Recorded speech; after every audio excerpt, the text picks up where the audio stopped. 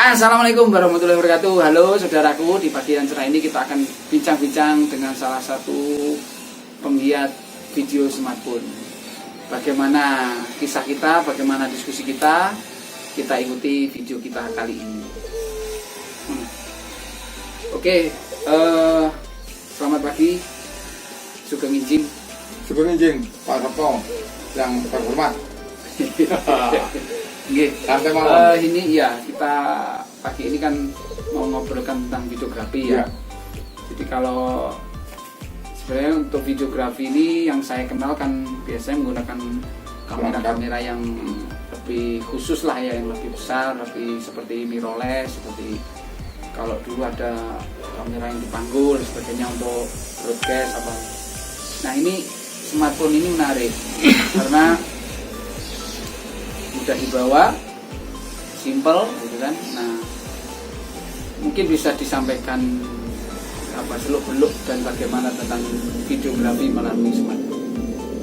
Ya, teman-teman Pak Sabto, ya sekedar kita sharing ya teman-teman. Jadi pengalaman yang sudah kebetulan saya juga praktisi sesuai dengan tuntutan pekerjaan.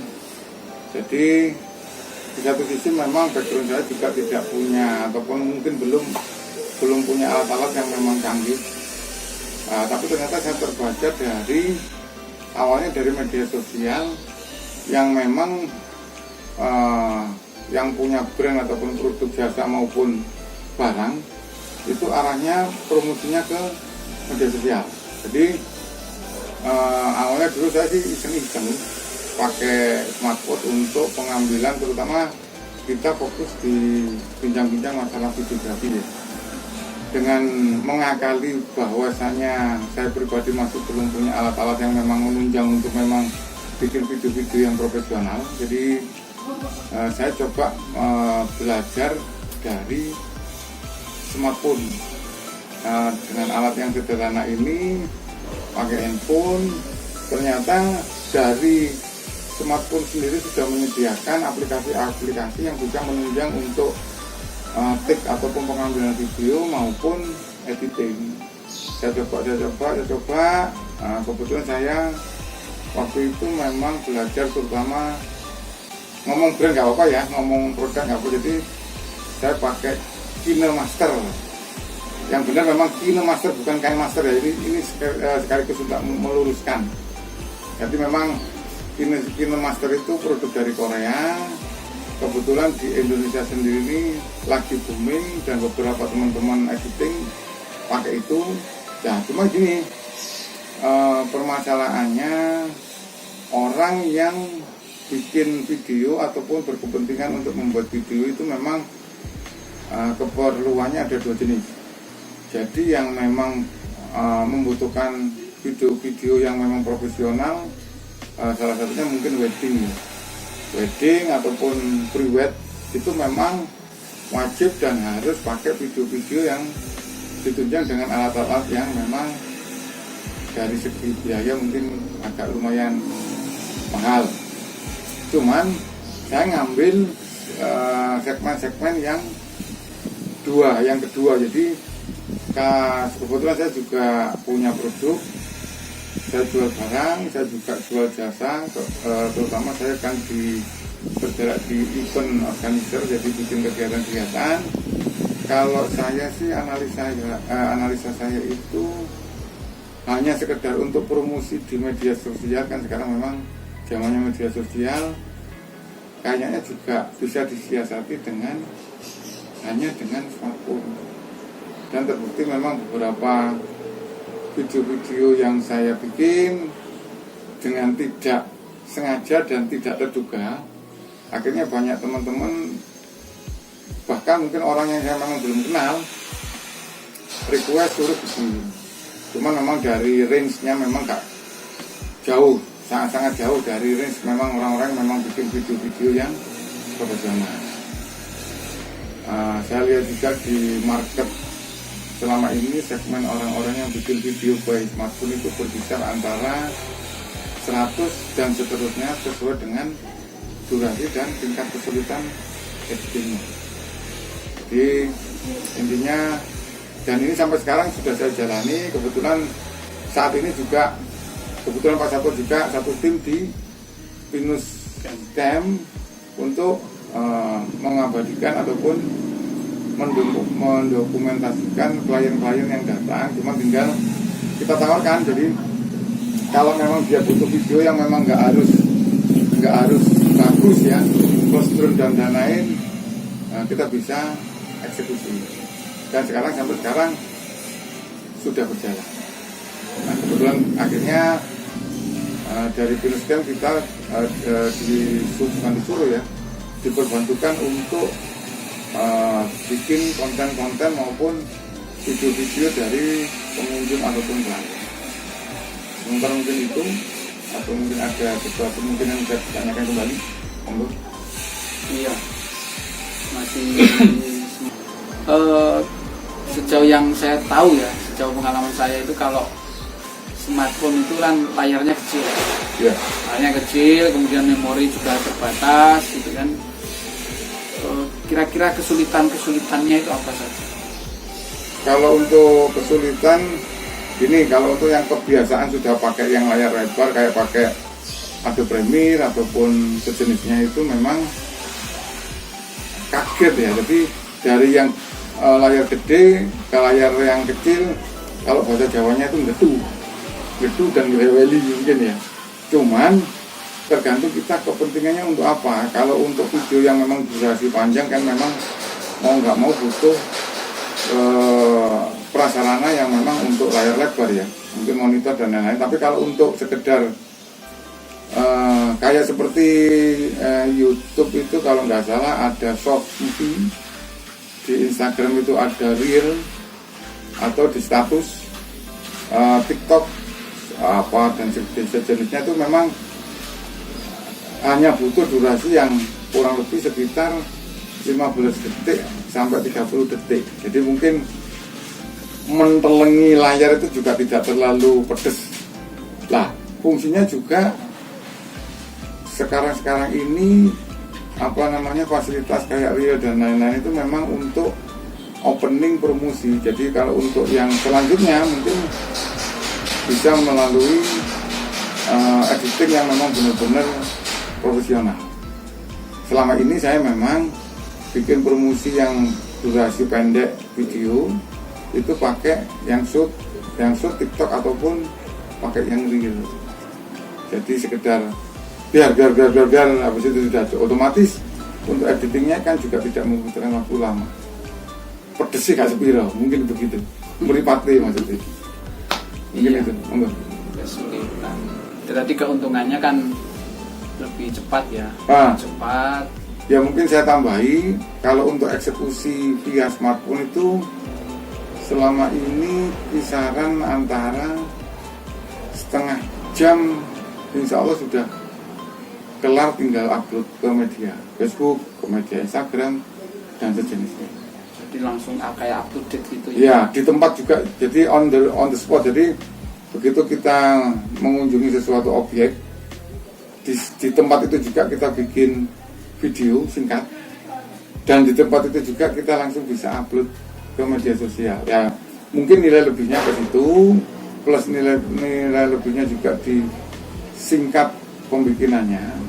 Cuman kalau untuk memang yang memang membutuhkan durasi panjang, ya mau nggak mau dengan kompensasi pakai alat yang memang biayanya juga tidak murah. Terus yang kedua mungkin kalau untuk finishing editing mungkin kayaknya lebih dari 1 hari sih. Yang saya lihat ya, mungkin nggak tahu teman-teman atau rekan-rekan bikinnya maksimal berapa hari. Tapi yang jelas kayaknya untuk editing yang memang benar-benar pakai aplikasi yang butuh aplikasi yang sebenarnya mungkin lebih dari 1,5 jam mungkin. Kalau Pak Sato yang selama ini mungkin fokus ataupun spek di video panjang. Iya. Mungkin bisa kasih pendapat juga.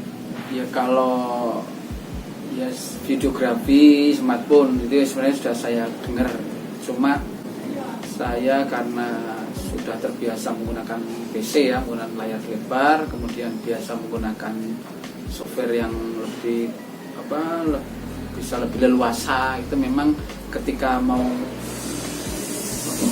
pakai handphone, kemudian ambil gambar pakai handphone, ini sesuatu yang baru dalam tanda petik ya, kita ya biasa. Tapi karena saya sudah terbiasa pakai kamera yang mirrorless misalkan, memang awal-awal atau bukan awal-awal sih, selama ini yang merasa kurang puas saja kalau menggunakan smartphone. Tapi kalau tadi pertimbangannya kecepatan, pertimbangannya bisa up to date, hari itu berkegiatan, hari itu bisa diupload, ya memang itu menjadi kendala bagi saya kalau harus seperti itu. Karena kita pahami mirrorless itu kan filenya masih di mirrorless gitu kan, nanti ada proses ya mindahkan dari mirrorless kemudian ke komputer, ke PC. Nah itu sudah butuh waktu tersendiri. Nanti kalau PC-nya sudah menyala, kalau belum menyala kita pasti menyalakan PC. Nah kalau PC-nya di rumah, nah, harus pulang dulu. Nah ada kondisi-kondisi yang mungkin kalau kita pulang dulu menjadi memperlambat, memang seperti itu. Ya kalau kesimpulan saya tadi ya sesuai kepentingan. Jadi kalau videografi menggunakan smartphone, menurut saya kalau untuk branding, untuk promosi, wah itu sepertinya cocok, prosesnya menunjang ya. Cuman memang perlu diingat juga ya. Jadi intinya ataupun kesimpulannya bahwa orang bikin video, ambil atau move video itu semua orang bisa. Tapi kalau kita bicara masalah promosi ataupun sejenisnya ya, itu harus pintar-pintar mengambil angle ataupun teknik yang memang menjual. Jadi intinya edukasi untuk pengambilan video memang sama ya edukasinya dengan yang memang benar-benar profesional ya. Cuman itu sih sebenarnya caranya. Jadi biarpun pakai smartphone, biarpun pakai alat-alat yang memang menunjang untuk bikin videografi yang profesional, kayaknya juga edukasinya sama. Jadi gak sembarang mengambil. Jadi kayak misalnya kalau saya bikin video itu seperti saya jadi penonton, bukan saya pembuat. Seperti misalnya ya bikin video dengan posisi video itu goyang reggae mungkin ya. Dilihat mata kan mungkin kurang ya. Jadi atau mumet atau gimana. Jadi gimana supaya video itu mungkin smooth. Yaitu mungkin ada teknik-teknik tertentu. Dan itu kayaknya juga sama dengan aturan main dari video yang benar-benar untuk pembuatan yang profesional. Jadi biarpun itu smartphone, biarpun itu memang benar-benar pakai yang alat yang bagus, tetap aturan main dasar ya. Nah, edukasi dasar itu cara pengambilan, cahaya dan lain-lain mungkin kayaknya juga berlarunya sama. Harus dipelajari, nggak sekedar ngambil sih. Terus termasuk backsound, misalnya kita ngambil liputan permainan paintball mungkin ya, tapi dengan background dangdut kan juga masuk akal. Oh jadi tetap ada aturan main. Nanti mungkin ujung-ujungnya kita bikin sharing session sama Pak Sabto, mungkin ujung-ujungnya bikin kelas materi untuk videografi. Kalau mungkin rekan-rekan yang berminat, monggo nanti kita bisa berlanjut. Oh iya. Ujung-ujungnya dodolan ya. Iya menarik karena memang smartphone itu kan sudah familiar ya dan siapa saja bisa menggunakan mengambil gambar. Tapi tidak ada salahnya kita mengulas kembali. Mungkin ada yang membutuhkan kayak gitu. Iya. Kalau untuk kondisi sekarang memang media sosial itu berkembang sangat cepat, penyampaian pesan ataupun info yang kita miliki itu juga tidak butuh waktu yang lama. Cuman memang harus ditunjang dengan visualisasi ya. Kalau dulu mungkin foto ataupun hasil jepretan kamera mungkin sudah cukup, tapi sekarang kayaknya lebih menjual visualisasi ataupun gambar video bergerak, gambar bergerak mungkin. Cuma itu sih. Jadi mau nggak mau ya tetap kita ikut teknologi yang sudah jalan dan akan berjalan, akan datang ya. Kayak gitu sih. berlaku juga untuk memang Ya mau tidak mau kayak gitu ya.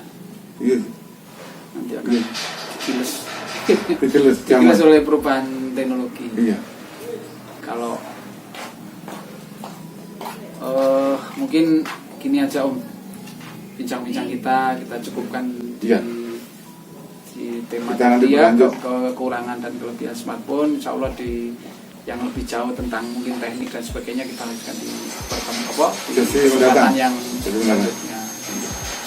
Baik, saudaraku, ini tadi bincang-bincang kita sedikit mengenai kemanfaatan smartphone, videografi menggunakan smartphone, kelebihan dan kekurangannya ya sesuai dengan kebutuhan saudara-saudara semua ya, mau kita gunakan untuk promosi atau yang lain. Dan mohon maaf, mungkin ada kata-kata yang kurang berkenan ya. Mohon maaf saudaraku, barangkali di season kita kali ini kurang berkenan atau yang menyinggung, mohon maaf yang sebesar-besarnya. Insya Allah kita lanjutkan di video yang berikutnya. Sampai jumpa.